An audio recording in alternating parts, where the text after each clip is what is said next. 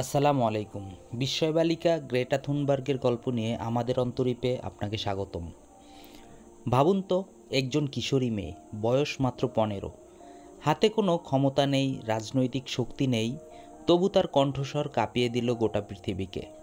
তিনি হলেন Greta Thunberg. এক নাম, এক প্রতিবাদ, এক প্রতীক।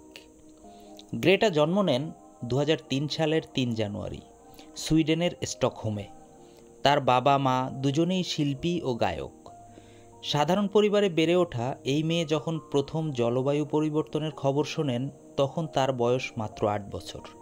আর সেই বয়সেই তার মনে প্রশ্ন জন্মায়, আমরা যদি জানি যে পৃথিবী ধ্বংসের পথে, তবে আমরা কেন চুপচাপ বসে আছি? আর এই প্রশ্নেই একদিন তাকে বিশ্ববাসীর জন্য উন্মুক্ত সাহসী কণ্ঠস্বরে পরিণত করে। 2018 সালের আগস্ট মাস, সুইডেনের পার্লামেন্ট ভবনের সামনে এক কিশোরী বসে আছে হাতে লেখা এক সাইনবোর্ড নিয়ে, স্কুল স্ট্রাইক ফর ক্লাইমেট। প্রথম দিন সে ছিল একা, কিন্তু সপ্তাহ ঘুরতেই শত শত কিশোর কিশোরী তার সাথে যোগ দিল।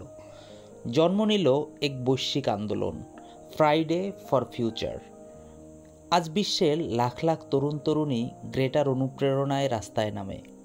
জাতিসংঘে দাঁড়িয়ে গ্রেটার সেই বিখ্যাত ভাষণ হাউ ডেয়ার ইউ হয়ে ওঠে ইতিহাস।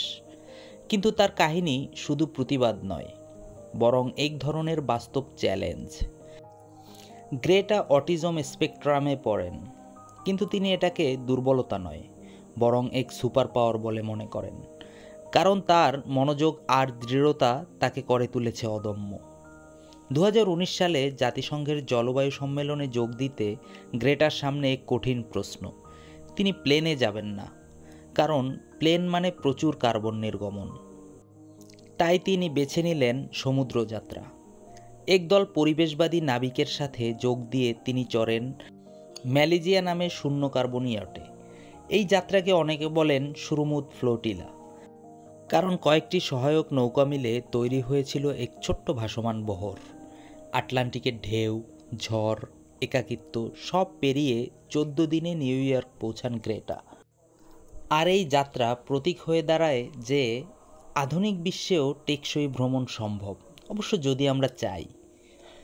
গ্রেটা তার প্রথম বক্তৃতার আগে কয়েক সপ্তাহ কথা বলাই বন্ধ করে দিয়েছিলেন, কারণ তিনি মানুষের উদাসীনতা সহ্য করতে পারছিলেন না।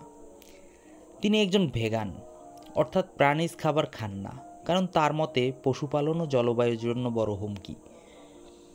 আজ গ্রেটা থানবার্গ কেবল একজন কিশোরী নন, তিনি এক আন্দোলনের প্রতীক।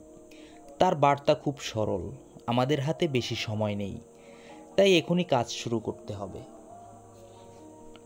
বর্তমানে প্যালেস্টাইনে ইসরায়েলি নৃশংসতায় সমস্ত আরব বিশ্ব যখন নীরব, তখন এই গ্রেটা থানবার্গ চুপ থাকতে পারেননি। তার ফ্লোটিলা ও কয়েকশো মানবাধিকার কর্মীকে সাথে নিয়ে ফিলিস্তিনিদের সাহায্য করতে সাগরে বেরিয়ে পড়েন। গাজার কাছাকাছি পৌঁছালে ইসরায়েলি বাহিনী তার পথরোধ করে, তাকে গ্রেপ্তার করে। তবুও গ্রেটা দমে যাওয়ার পাত্রী নন, তেমনি আবার মানবতার ডাকে সাড়া দিয়ে বেরিয়ে পড়বেন। তার সাহসী কণ্ঠ আমাদের মনে করিয়ে দেয়, বয়স দিয়ে নয়, বিশ্বাস দিয়ে পৃথিবীকে বদলানো যায়। তাহলে প্রশ্ন হলো, আমরা কি প্রস্তুত তার সাথে যোগ দিতে? নাকি আমরা চুপচাপ বসে থাকবো যখন আমাদের ভবিষ্যৎ গলে যাচ্ছে পৃথিবীর বরফের মতো?